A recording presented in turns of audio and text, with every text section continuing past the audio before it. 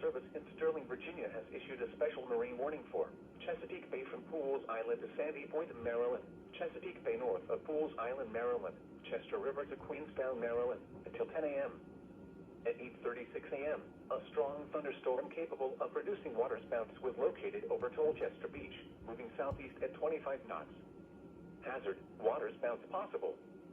Source, radar indicated. Impact, waterspouts can easily overturn boats and create locally hazardous seas. Locations impacted include Tolchester Beach, North Point State Park, Pools Island, and Hartmiller Island.